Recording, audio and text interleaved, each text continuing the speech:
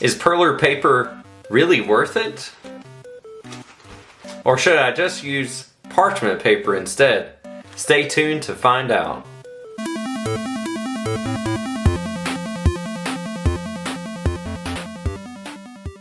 Hello and welcome to Nostalgic Nick-Nacks. Thank you so much for being here. This is my retro gaming Perler beading YouTube channel. Today I'm going to be testing the Perler ironing paper and seeing how it stacks up against parchment paper, regular parchment paper that you can get at any grocery store. So I hope you're excited about this video. I know right off the bat there are a few differences, and my preference, spoiler warning, is the Perler ironing paper. I have that linked below if you want to check it out. But parchment paper could be your answer. So what I'm going to do in this video is test out both of these papers and see what are the pros and the cons of using them, and can you use parchment paper? Is it going to damage your Perler bead projects? Is the Perler ironing paper going to work for you? Is it the solution for everything? So let's dig into the differences between the two. In this video I'm going to make two Goombas just like this one, and I'm going to show you the differences between the Perler paper and regular parchment paper. So let's get into the beading of the Goomba and show you up close, are there any real differences between these two ironing papers? So let's get to it.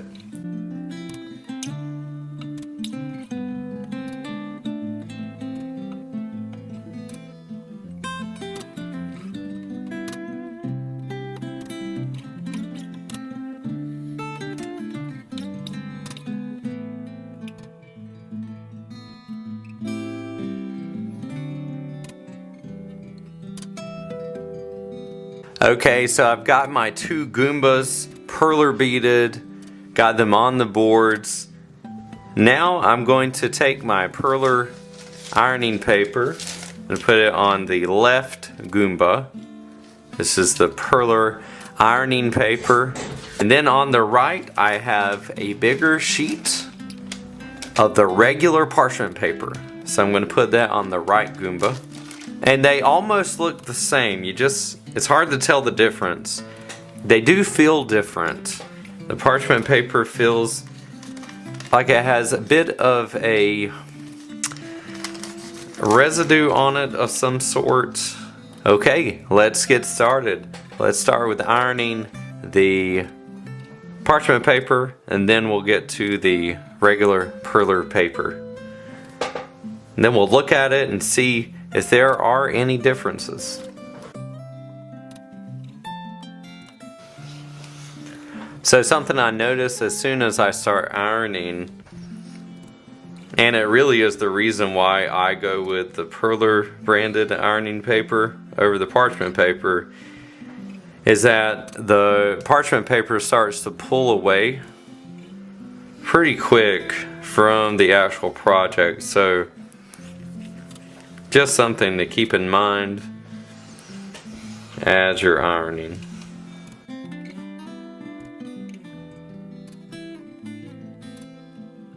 Take this and we're going to flip. This one's done. I'm going to go ahead and put a book on it.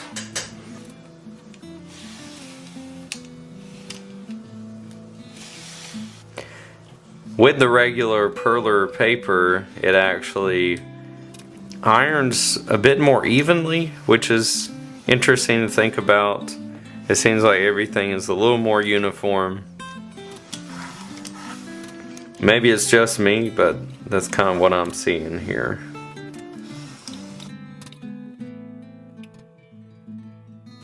Alright, this Goomba's done. Put a book on them. We'll come back and see how they look. Alright, so the Goombas have been under the books for about 10 minutes. This one is the one with the regular Perler bead ironing paper, and this is the parchment paper. So let's take them off and see how they are looking. So again, the bigger sheet is a regular parchment paper. So I'm going to take these out and we'll get a closer look at any differences. This is the Perler ironing paper. Everything looks very even. And then here is the parchment paper. There are any differences here. Sometimes you can get a glossy finish with the parchment paper that you don't get with the Perler. If I kind of turn a little bit, see some of the glistening that's happening. That is kind of up in this area. That is not happening on the Perler paper. So when the light catches it, there's some glistening down here happening. Let's check it out on the Perler. So yeah, that's not really happening here.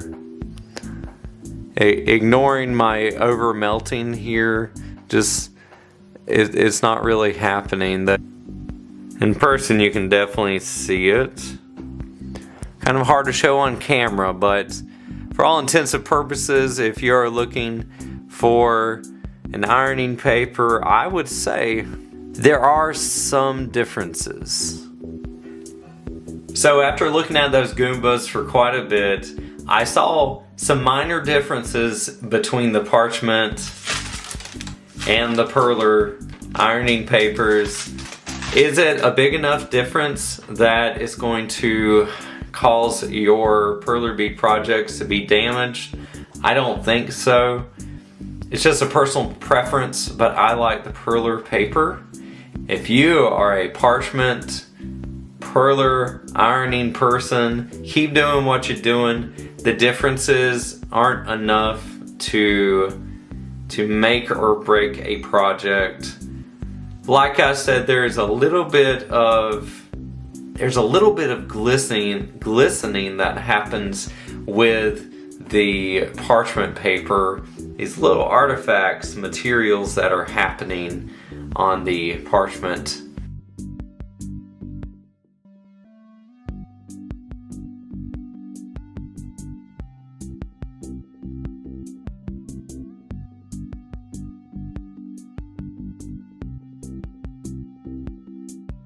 I'm going to be sticking with Perler ironing paper, but feel free to experiment yourself so you can see it in person between these two ironing papers.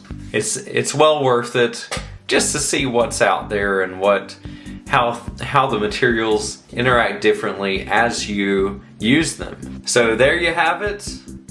A look at the Perler paper and the parchment paper. Hopefully this video gives you an idea of the differences between the two, which one is better, and the benefits and drawbacks of each. Like I said, in my personal opinion, the Perler paper is my favorite. It's specifically designed to be used with Perler beads, and it really does last quite a while. Something I've found with regular parchment paper is that you might use it 2 or 3 times and then it just starts to have lots of problems with it. I think it is a thinner paper and it has some kind of film on it, some kind of texture to it that just isn't going to work quite well, in my opinion, with Perler beads. Of course, if you have a different opinion on this, please leave it in the comments below and let's have a discussion about it. So the Perler ironing paper option is going to put you back about almost $10, but you get 20.5 feet of Perler paper, and like I said, it's going to last you a long time. Parchment paper, of course, you can pick that up at your grocery store if you're in a pinch, and it's much cheaper, but this stuff, it's going to last you a long time. The one that you decide to go with, that works for you, stick with that one, because that's going to give you the success and the enjoyment that you need. My goal is to try to make this process as easy as it can be for you. So hopefully I helped with that today. If you enjoyed this content and you got something out of this, please make sure to leave a like and subscribe to this channel for more perler beading goodness. I put out a couple of videos every week, especially if you're into retro gaming. That's it for today's video. Hope you enjoyed it and you got something great out of it. Until next time, have a great day. And Goomba says, happy beading.